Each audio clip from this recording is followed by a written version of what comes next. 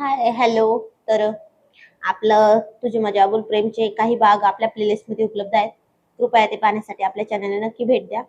तर सर्वांना नमस्कार. तुझं माझं अबोल प्रेम भाग 21. सकाळी सकाळी अर्णव ऑफिसला जाण्याआधी तयार होत होता. त्याची तयारी करतच होता. त्याची तेवढ्यात परफ्यूमची बॉटल खाली पडली आणि तेवढ्यात प्रीक्षिता सुद्धा त्याच्या रूम मध्ये फुलं ठेवायला आली होती आणि नेमकं तिचा पाय त्यावरून घसरला. अर्णवने तिला काही क्षणातच खाली पडण्याआधी स्वतःच्या मिठीत सावरलं. दोघं पण त्याच्या त्या बेडवर पडले होते, पण प्रेषिताने भीतीने डोळे गच्च मिटून घेतले होते.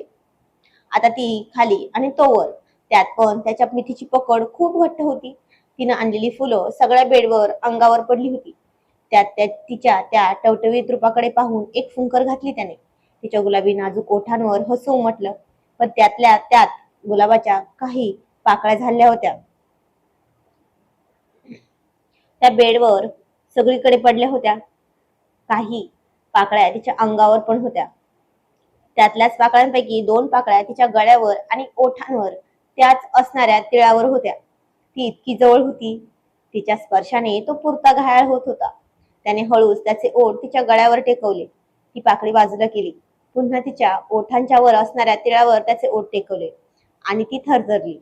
आणि तिथली सुद्धा त्याने पाकळी बाजूला केली आणि तिनंच न राहून आता त्याच्या केसात हात घालून त्याला स्वतःकडं एकदम ओठांच्या जवळ ओठ टेकवण्यासाठी ओढून घेतलं. इतक्यात त्याचा फोन वाजला आणि क्षणात दोघे पण भानावर आले.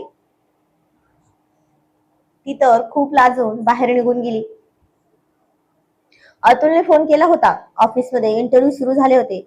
अतुलने दिलेल्या ऍडमुळे मुली येत होत्या, पण अर्णवचं लक्ष काही कायला लागतच नव्हतं. त्याच्या डोक्यात तर सतत सकाळचा तो सीन फिरत होता. प्रेषिताचा तो स्पर्श, तिची लाज आणि ते काही जे क्षण दोघांनी काही वेळ एकत्र घालवले होते ते. आणि आता अतुल चिडवत म्हणला, सर, इंटरव्ह्यू चालू आहे ना, की आठवणींचा सिनेमा? तसा तो म्हणाला. तसा तो त्याच्याकडे एक तिरका कटाक्ष टाकत म्हणाला,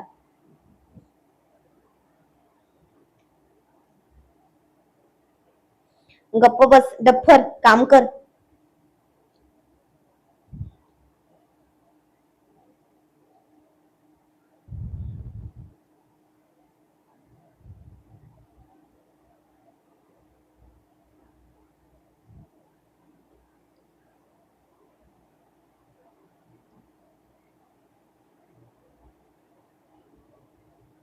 तेवढ्यात इंटरव्ह्यू घेता घेता त्याच्या केबिनचा दरवाजा उघडला आणि एक सुंदर मुलगी, जिचा आवाज ओळखीचा वाटत होता, ती म्हणाली, मे आय कम इन सर? तसं दोघांनीही वर पाहिलं आणि पुढच्या क्षणी अर्णवच्या हातातून तर पेन पण खाली गळून पडला. दारात उभी होती ती प्रेषिता. अतुलला तर शॉकच बसला होता, पण त्याला माहिती होतं मॅडम येणार आहेत. तो म्हणला, मॅडम तुम्ही इथे? प्रेषिता आत आली. पूर्ण प्रोफेशनल लुक मध्ये होती. डोळ्यात आत्मविश्वास होता, ओठांवर हलकी स्माइल पण होती. ती शांतपणे म्हणाली, इंटरव्ह्यू सुरू आहे ना मिस्टर अर्णव? मग मी तोच द्यायला आले आहे. तसा अर्णव उठला, पण थोडा गोंधळलेला होता. तो म्हणला, तू इथे कशाला आलीस आणि इथे काय करतेस? तशी ती त्याला न विचारता समोर बसत म्हणाली, सेक्रेटरी हवी आहे ना तुम्हाला, म्हणून अप्लाय केलाय मी पण.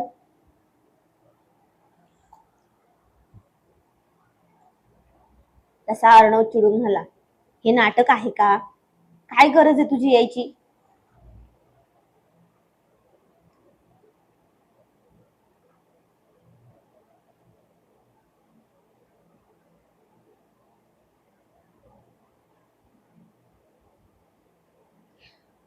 तसं ती हलकच पुढे झुकून त्याचा टॉय पकडून स्वतःच्या जवळ ओढत म्हणली, ते पण हळू आवाजात, नाटक नाही, टेस्ट आहे. माझ्या नवऱ्याला ऑफिसमध्ये दुसऱ्या मुलींची किती गरज आहे ते पाहायचंय मला. तसं आता अतुलला तर हसू चौरेना. तो म्हणला, सर, मी सांगितलं होतं ना ऍड देताना घरात सांगून द्या म्हणून. अर्णव त्याच्याकडे रागाने बघत म्हणला, तुला तर नंतर बघ डफर, काम कर चल. तशी प्रेषिता उठली. हळूच अर्णवच्या अगदी जवळ आली. त्याच्या डोळ्यात डोळे घालून बघत हळू आवाजात म्हणाली, ठीक आहे सेक्रेटरीचा इंटरव्ह्यू नाही देत मी, पण तो म्हणाला पण काय. तर आता ती अतुलकडे बघून गालातल्या गालात हसून आणि त्याला म्हणाली, सकाळचा इनकम्प्लीट राहिलेला सीन आहे ना. अर्णव तसा घाबरला आणि म्हणला, प्रिशिता हे ऑफिस आहे. तशी ती हसत म्हणाली, माहितीये मला, पण फिलिंग्सला प्लेस नसतं अर्णव सर. काही क्षण दोघे पण एकमेकांकडे पाहत राहिले. अतुल मात्र बाजूला उभा राहून सगळं बघत होता आणि मनातच म्हणत होता, आज तर सर गेले कामातून. थोड्या वेळाने प्रिशिता मागे सरकली आणि म्हणाली, फाईन, मी जॉब नाही घेत. अर्णवने सुटकेचा निश्वास टाकला, पण पुढच्या क्षणी ती म्हणाली, पण एक कंडिशन आहे. अर्णव म्हणाला, आता काय. तसं ती गालातल्या गालात स्मित हास्य करत म्हणली, आज संध्याकाळी माझ्यासोबत डेटला यायचं का. तसा अर्णव थोडा अडखळत म्हणला, आणि नाही आलो तर काय करशील. तशी ती त्याला आता डोळा मारत म्हणाली, मग मी सगळ्यांना सांगते ना, मिस्टर अर्णव घरी पण पर्सनल सेक्रेटरी हायर करतात आणि ऑफिसमध्ये पण सेक्रेटरी शोधत आहेत म्हणून.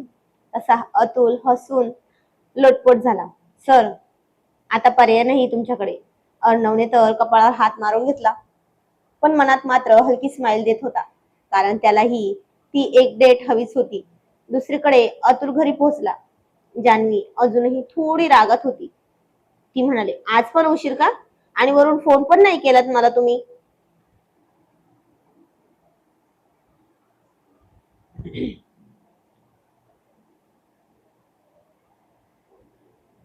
तसा तो शूजच्या नाड्या सोडत आणि शूज काढून ठेवत त्याच्या जवळ जात म्हणाला, रागवतोय तू, किती क्यूट दिसतेस गो जानू. आता ती म्हणाली, ती वळून म्हणाली, नको नको नाटक नको, जाते इथून तिकडे.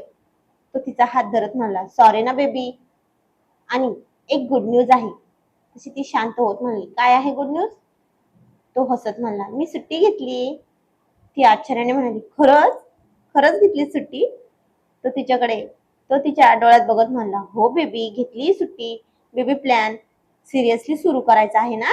तशी जान्हवी लाजली आणि त्याच्या मिठीत अलगद शिरली. आणि आता इकडे संध्याकाळी अर्णव आणि प्रिशिता एका हॉटेलमध्ये डेटसाठी भेटणार होते.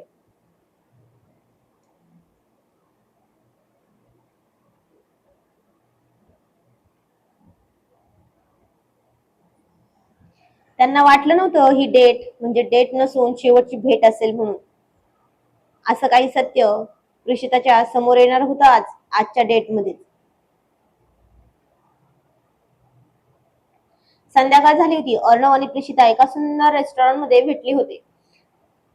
सुरुवातीला सगळं खूप छान चाललं होतं. हलकीशी म्युझिक, कॅन्डल लाईट आणि दोघेही एकमेकांकडे बघून हसत होते. प्रिशिता हसत म्हणाली, वा sir, Arnav sir, mister Arnav sir, आज खूपच रोमॅन्टिक मूड मध्ये दिसताय. असं म्हणून अर्णवही गालातल्या गालात हसत म्हणला, मॅडमने कंडिशन ठेवली होती ना, मग पूर्ण तर करायला हवी ना. असं म्हणून त्याने तिचा हात हातात घेतला आणि त्यावर ओठ टेकवले. तसे दोघेही हसले, पण काही वेळाने वातावरण बदलायला लागलं होतं. ते पण एकदम रोमॅन्टिक झालं होतं. म्हणूनच त्याने तिला डान्स ऑफर केला, पण नाही. आता काय डान्स होणार आहे होय. पण तेवढ्यात अर्णवचा फोन वाजला. स्क्रीनवर नाव फ्लॅश झालं होतं, अननोन नंबर म्हणून. अर्णवने कॉल कट केला. प्रिशिताने लगेच विचारलं, कोणाचा कॉल होता. अर्णव सहज म्हणतो, काही नाही, ऑफिसचा असेल. ती थोडी सिरियस होत म्हणली, मला दाखवा. अर्णव थोडा चिडतो आणि प्रिशिता, ट्रस्ट ठेव ना माझ्यावर. काही नाही आहे ग. ती सरळ त्याच्या डोळ्यात बघत म्हणाली, ट्रस्ट खरंच तुमच्यावर. हो रे बापरे, तुम्ही कधी ठेवता हो माझ्यावर ट्रस्ट. तेव्हा मी ठेव तुमच्यावर. आधी स्वतः ठेवायला शिका. मला पण अधिकार आहे ना ट्रस्ट न ठेवण्याचा किंवा ठेवण्याचा.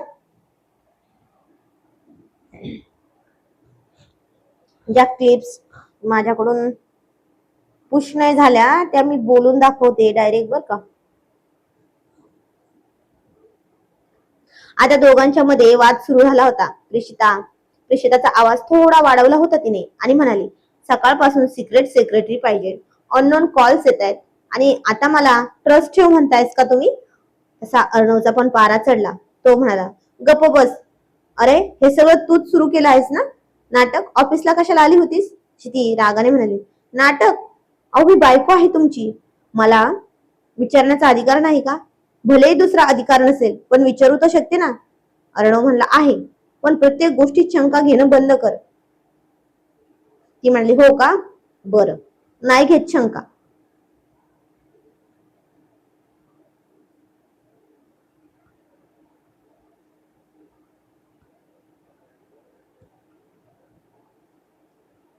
पण क्षणभरात शांतता पसरते. प्रिशताच्या डोळ्यात पाणी येतं.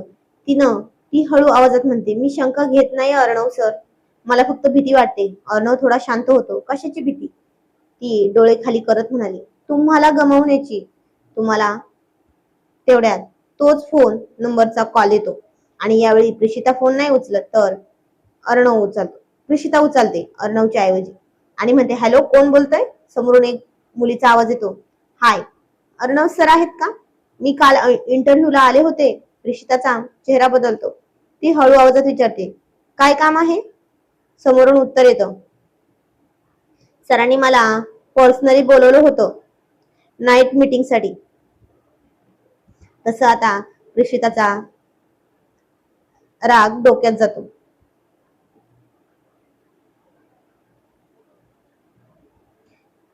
तसाच प्रिशिता फोन कट करते आणि रागाने अर्णवकडे बघते. Wow, Arnav sir, night meeting काय?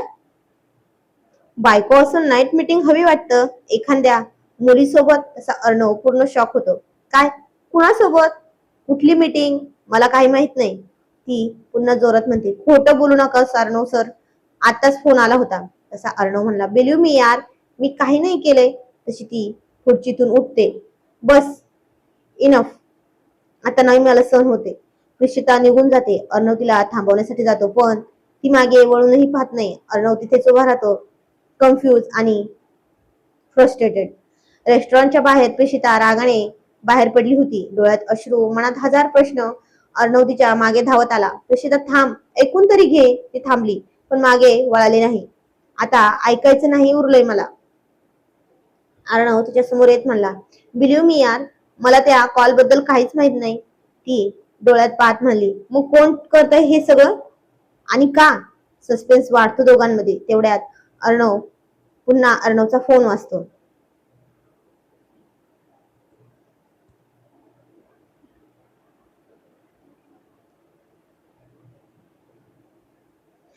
अर्णवचा फोन वाजतो. यावेळी अर्णव कॉल उचलतो. हॅलो, कोण बोलतोय? समोरून शांत थंड आवाजात येतो, गेम सुरू झाला आहे मिस्टर अर्णव, तुमचा परफेक्ट लाईफ आता परफेक्ट राहणार नाही. अर्णव चिडून म्हणतो, हु द हेल आर यू? पण कॉल कट होतो. प्रिशिता घाबरते. अर्णव, हे काहीतरी सिरियस आहे ना? ती म्हणते. तो म्हणाला, मग तू ट्रस्ट ठेव ना माझ्यावर. शंका कुणावर घेणार? अर्णव लगेच अतुलला फोन करतो. अतुल ऑफिसमध्ये आज कोण कोण इंटरव्ह्यूला आलं होतं, फुल डिटेल्स हवेत मला. अतुल थोडा शांत गोंधळतो आणि म्हणतो, सर अचानक काय झालं? अर्णव कडक आवाजात म्हणला, जस्ट डू इट यार. अतुल आणि जान्हवी घरी होते. जान्हवी सोबत तो लॅपटॉपवर उघडतो तर रिसेंटली चेक करायला लागतो. तेवढ्यात जान्हवी म्हणते, इतक्या घाईत काय शोधतोयस? अतुल म्हणतो, काहीतरी गडबड झाली आहे, कोणतरी सरांना ट्रॅप करते. जान्हवी पण सिरियस होते. अतुल एक प्रोफाईलला दिसतं, रिया मल्होत्रा. तो फोटो झूम करून बघतो आणि अचानक त्याचा चेहरा बदलतो. जान्हवी म्हणते, काय झालं? अतुल हळू आवाजात म्हणतो, ही मुलगी, हिला मी पाहिलंय. भूतकाळाचा कनेक्शन अतुलला आठवतो. काही महिन्यापूर्वीच एका मोठ्या डील मध्ये एक मुलगी आली होती जिच्या कंपनीचं मोठं नुकसान होणार होतं आणि तीच होती ती रिया मल्होत्रा. अर्णव आणि प्रिशिता कारमध्ये बसले होते. अतुलचा फोन येतो. सर, मला आता कोणीतरी तुमच्यावर बदला घेते असं दिसते. ती आहे रिया मल्होत्रा, ती परत आली आहे सर. प्रिशिता घाबरून त्याचा हात पकडून म्हणते, म्हणजे हे सगळं तिचं प्लॅन आहे का? अर्णवचा चेहरा कठोर होतो. जर तिचं असेल तर काय करायचं? दोघे पण ऑफिस मध्ये पोहोचले. अतुल आधीच त्यांची वाट पाहत होता. काहीतरी झालंय, असं काहीतरी आहे, तो सांगत होता. याच नंबरवरून मेसेज आला होता sir. If you want you save the reputation, come alone warehouse the 17 to 9. Prishita लगेच म्हणाली, नो, तू एकटा जाणार नाहीस. अर्णव तिच्याकडे पाहत म्हणाला, मग जर मी नाही गेलो तर ती काय करेल माहिती आहे का? प्रिशिता त्याचा हात धरते. मी एकटं तुला जाऊ देणार नाही. तसं दोघेही कारमध्ये बसतात. पण कारमध्ये खूप तणावाचं वातावरण झालं होतं. अर्णव स्टेरिंग घोस्ट पकडून बसला होता आणि प्रिशिता त्याच्या बाजूला होती, थोडी घाबरली पण आतून मजबूत. अर्णव आता काय करायचं? ती हळू आवाजात म्हणाली. अर्णवचा चेहरा कठोर झाला होता. तिचा गेम संपवायचा असं तिने प्लॅन केला आहे तर मी संपवणार. दोघं थेट ऑफिसमध्ये पोहोचले. अतुल आधीच तिथे वाट पाहत होता. सर, मला वाटतं की आजच काहीतरी मोठं होणार आहे. अर्णव म्हणाला. काय? अतुल म्हणाला. Sir, warehouse number 17. सगळीकडे अंधार, शांतता आणि प्रिशिता आता आणि दोघं अर्णव आत शिरतात. अचानक लाईट्स ऑन होतात आणि समोर एक उभी असते रिया मल्होत्रा. ती हळूहळू टाळ्या वाजवत पुढे येत म्हणाली. वेलकम मिस्टर अर्णव आणि मिस अर्णव. अर्णव रागाने म्हणतो. काय हवंय तुला? रिया हसते. बदला. प्रिशिता पुढे येत विचारते. कशाचा बदला? रिया डोळ्यात राग घेऊन म्हणते. ज्या दिवशी माझं सगळं संपवलं त्या दिवशी हे दोघे हसत होतात.